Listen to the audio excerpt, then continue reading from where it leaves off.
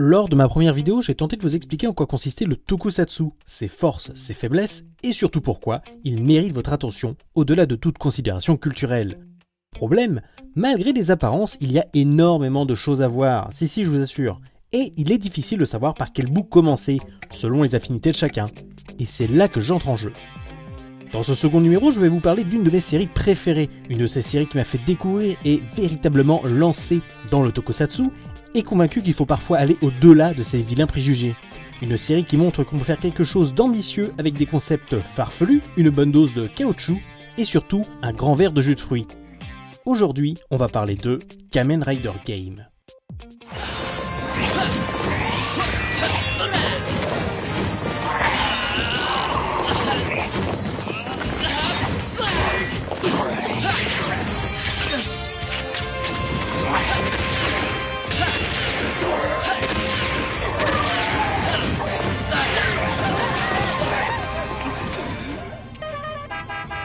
Kamen Rider Game est une série de tokusatsu super héroïque en provenance de la Toei, sortie fin 2013 et prenant suite de Kamen Rider Wizard, thème de la magie, et précédent Kamen Rider Drive ayant lui pour thème les voitures.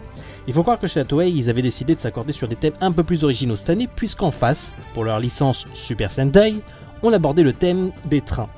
Qu'est-ce qu'on fait alors chez Kamen Rider ?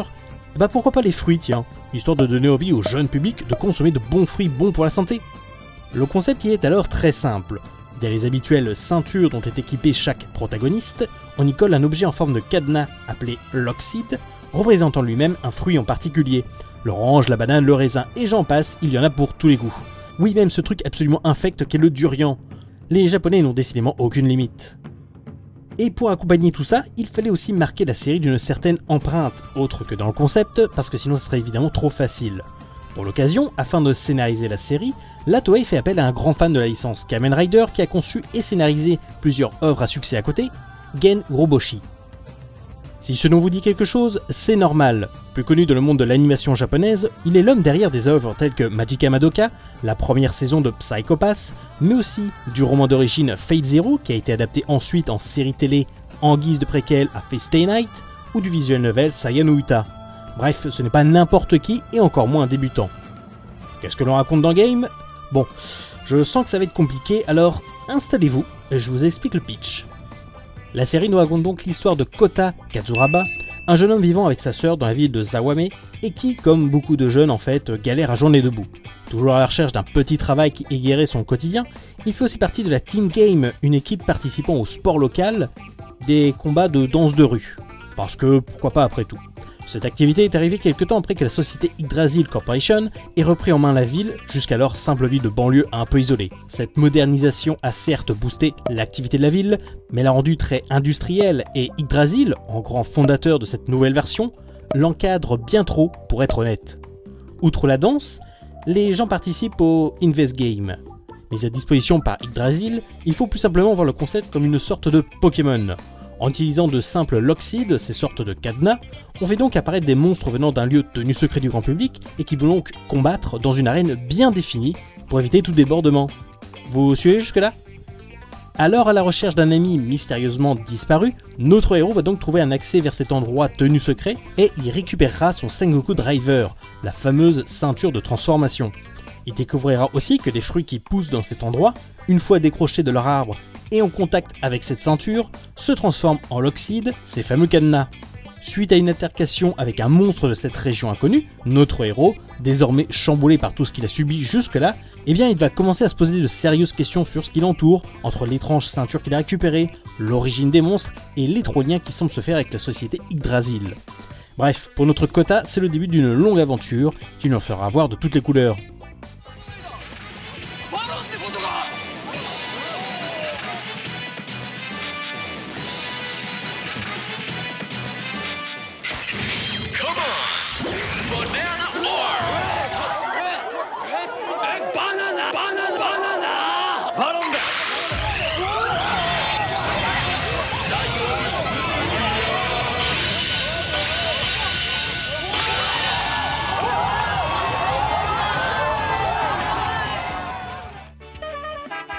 Pour être tout à fait honnête avec vous, le pitch de base me laissait un peu circonspect.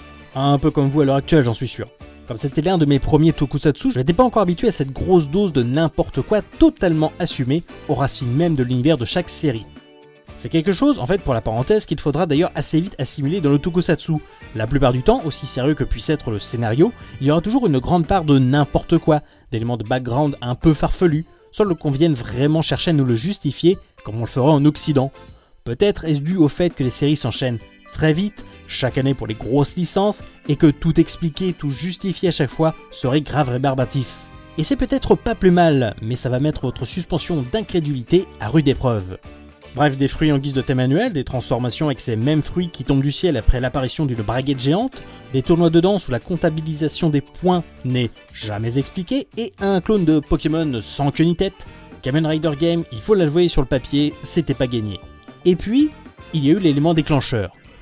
Si ce n'est pas directement le concept de la série qui m'a convaincu de me lancer, eh bien c'est pour son scénariste qui est derrière le projet. Gen Urobuchi, je l'aime bien ce gars-là. J'aime son style dans les quelques œuvres que j'ai pu voir de lui, mais si ce n'est pas systématiquement ce qu'il propose, et qu'il serait dommage de le réduire entièrement à ça, il a quand même acquis une certaine réputation dans sa façon d'écrire certains récits. Pour son côté, je fais des univers sombres, parfois dérangeants, parfois pessimistes, et j'aime bien sacrifier mes personnages aux grandes dames des fans. Parmi ces mêmes fans, on le surnomme Urobutcher. L'exemple le plus parlant pour résumer le bonhomme, eh bien je crois que c'est Madoka. Série de Magical Girl en apparence naïve, très joyeuse, bref, très premier degré, comme d'autres du genre, la série avait su se démarquer en détournant le concept pour en faire quelque chose de bien plus sombre, plus mélancolique, torturé, voire dramatique. On y suivait une jeune fille qui passait un pacte avec une créature mignonne pour devenir une Magical Girl avant de se rendre compte que cette créature était une grosse pourriture qui mettait en danger de mort toute personne passant un pacte avec elle, mais ne respectant pas ses engagements. Tout un programme. Il est du coup amusant de voir que ce concept est librement inspiré d'une série dont Urobuchi est très fan lui-même et dont il reconnaît l'influence, Kamen Rider Ryuki, série de 2002 où nos héros passent des pactes avec des créatures venant d'un autre monde pour se transformer en Rider et subissant parfois de lourds contre-coups en cas de non-respect du contrat. Comme quoi, la boucle est bouclée. Et c'est pour ça que j'ai donné cette chance à la série, parce que le nom derrière le projet me vendait un peu du rêve, et qu'on annonçait en plus un changement de format pour la série. Si on reste sur un programme censé durer 1 an, presque 50 épisodes, on va pourtant quitter l'habituel format narratif à la fois monstre de la semaine, et ce principe de petits arcs scénaristiques s'étalant sur 2 épisodes, avant de voir le scénario principal s'envoler uniquement au dernier tiers de la série. Là, c'était la promesse de voir un vrai scénario, un vrai fil rouge tout le long de la série avec de véritables enjeux. Et sur ce genre de série, vu le public visé à l'origine, tout cet ensemble avait de quoi piquer ma curiosité et me pousser à surmonter les apparences parfois trompeuses. Est-ce que Game tient à ses promesses ? Si.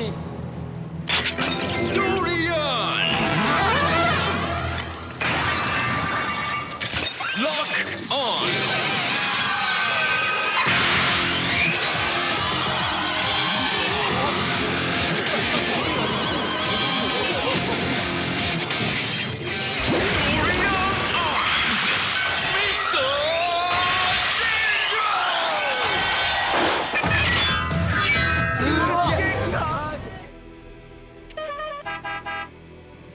Bah oui, 1000 fois oui. Kamen Rider Game est une excellente série. C'est vrai qu'au début on a du mal à rentrer dans cet univers un peu barré, mais pas foncièrement désagréable pour autant. Parfois flou sur certains détails, voire carrément obscur. Genre, pourquoi le gars qui présente les combats de danse a un t-shirt Carrefour ? Mais avec un peu de persévérance, à partir du moment où l'on accepte les codes du genre, on a affaire à une série très généreuse. Game développe donc l'histoire plus dense qu'on pourrait le croire. L'idée générale par Urobuchi, c'était de s'inspirer de l'ère Sengoku du Japon pour construire les liens qui unissent les différents protagonistes. L'ère Sengoku, c'était pour résumer en parallèle avec notre série, c'était une ère de grands conflits permanents entre plusieurs clans de provinces japonaises pour l'obtention du pouvoir sur le pays. Ici, nos clans sont représentés par ces groupes de danse, aussi farfelus que ça puisse paraître, en opposition à Yggdrasil, la société qui gouverne la ville, symbolisant quant à elle la bourgeoisie, la richesse des grandes familles de l'époque. À la limite, peut-être plus parlant, je vais faire une comparaison peut-être un peu plus extrême aussi. A l'instar d'un Game of Thrones, Game propose un véritable jeu de pouvoir entre ses protagonistes, c'est-à-dire qu'il y a une sorte d'objectif commun qui se met rapidement en place, pas forcément de suite un gros méchant habituel à ce genre de série, et nos personnages, chacun pour des raisons qui leur sont propres, tenteront d'y accéder à leur façon. Cela se traduit par des alliances, des accords, mais aussi des trahisons de dernière minute, parfois aux conséquences tragiques. Oui, malgré le public visé, tout le monde ne sort pas indemne de Kamen Rider Game. Ce n'est pas une première de le tokusatsu, et encore moins dans Kamen Rider, mais ça reste tout de même suffisamment rare pour être signalé.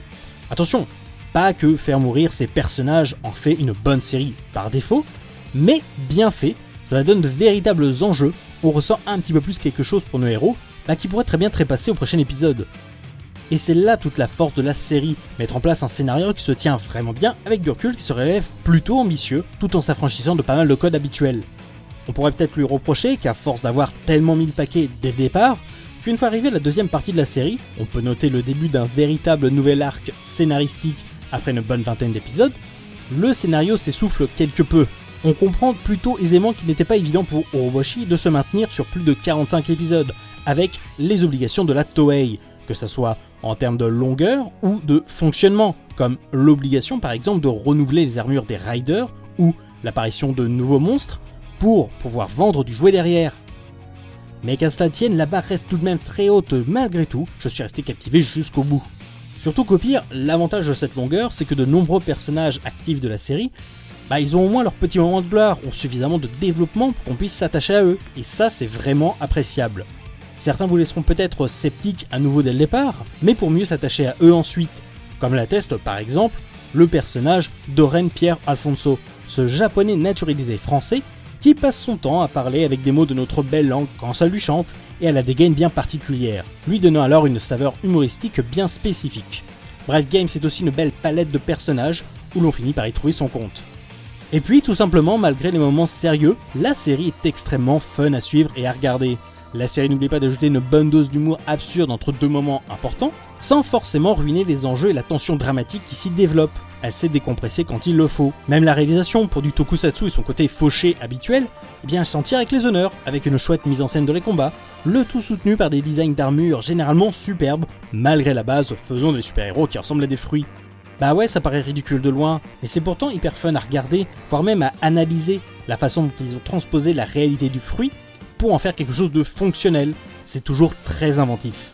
Bref, c'est tout un ensemble parfois déstabilisant qui fait que Kamen Rider Game fonctionne. Il donne un bel aperçu de ce que peut proposer le Japon en termes de super-héros en y apportant sa propre touche, quelque chose qu'on ne voit pas ailleurs, et c'est pour ça que je vous la recommande chaudement. Toutefois, pour conclure, gardez à l'esprit que, paradoxalement à ce que j'ai pu dire, Game est presque une anomalie dans la licence Kamen Rider. Elle avait pour ambition de changer les choses, mais seulement pour elle, pas forcément d'influencer toutes les séries suivantes de façon définitive. Game a sa propre patte, ce qui en fait une qualité indéniable. Mais si l'aventure Kamen Rider vous plaît après visionnage de cette série, et que vous souhaitez en tenter d'autres, gardez à l'esprit qu'elles ne sont pas toutes forcément faites dans le même moule.